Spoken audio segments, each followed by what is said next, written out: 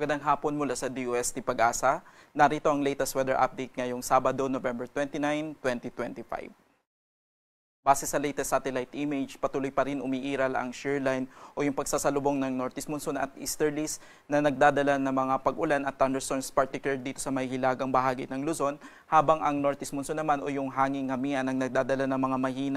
mahinang pag-ulan, particular sa Ilocos region at natitirang bahagi ng Cordilleras, habang ang easterlies o yung hangin galing sa dagat Pasipiko patuloy pa rin nagdadala ng mga isolated rain showers o thunderstorms sa malaking bahagi ng Luzon, habang itong minomonitor pa rin po natin itong si Tropical Storm Koto. So as of 3 p.m. kanina, yung kanyang sentro is namataan sa layong 360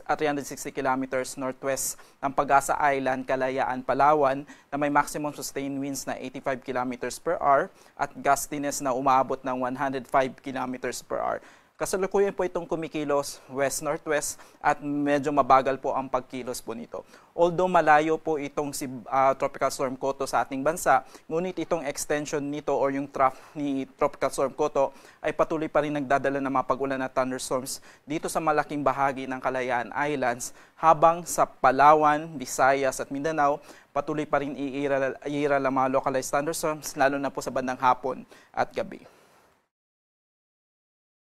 Para po sa lagay ng ating panahon bukas, dahil sa shear line, ang Apayao at ang probinsya ng Cagayan ay patuloy pa rin makakaranas ng maulap na kalangitan na may kalat-kalat na pag-ulan at thunderstorms, habang ang northeast monsoon naman ay magdadala ng mga mahihinang pag-ulan dito sa may Batanes, sa natitirang bahagi ng Cordillera region at dito sa may Ilocos region, habang sa malaking bahagi ng Luzon kasama po ang Metro Manila, patuloy pa rin po tayong makakaranas ng maaliwalas na panahon, ngunit na may mataas na tsansa ng mga isolated rain showers or thunderstorms, lalo na po sa bandang hapon at gabi.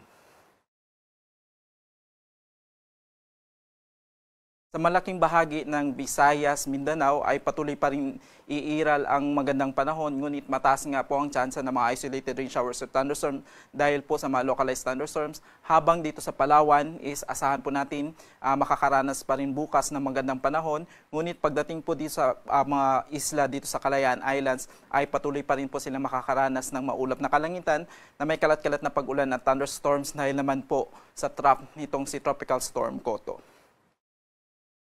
Para po sa lagay ng ating karagatan, sa ngayon wala po tayong nakataas na gale warning sa anumang bahagi ng ating bansa, ngunit pinag-iingat pa rin po natin ang ating mga kababayang mangingisda at yung may malilit na sasakyan pandagat, sapagkat dito sa may Northern Luzon at dito sa may Palawan is patuloy pa rin sila makakaranas ng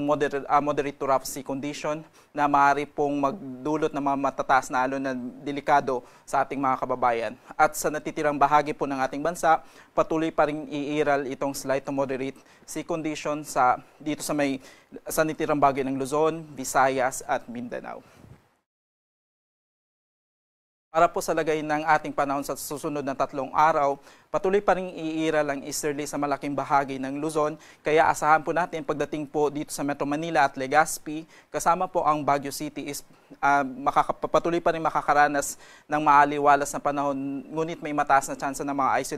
isolated rain showers or thunderstorms, lalo na po sa bandang hapon at gabi. Ngunit pagdating po ng Wednesday, dahil po sa inaasahan na surge ng northeast monsoon ay dito sa Baguio City, ay maaari po silang makaranas ng maulap na kalangitan na may kasamang mahihinang pag-ulan dahil po sa epekto ng northeast monsoon.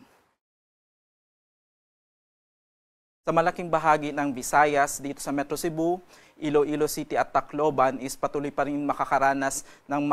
magandang panahon na may mataas na tsansa ng mga isolated rain showers or thunderstorm, lalo na po sa bandang hapon at gabi dahil po sa epekto ng mga localized thunderstorms, habang dito sa Mindanao, dito sa Metro Davao, Cagayan de Oro City at Zamboanga City is patuloy pa rin tayong makakaasa ng magandang panahon na may mataas na tsansa ng mga isolated rain showers or thunderstorms. Dito sa Metro Manila, lulubog ang araw mamayang 5:25 p.m. at sisikat bukas ng 6:05 a.m. Mula dito sa DOST Pag-asa, ako po si Munir Baldomero. Maraming salamat.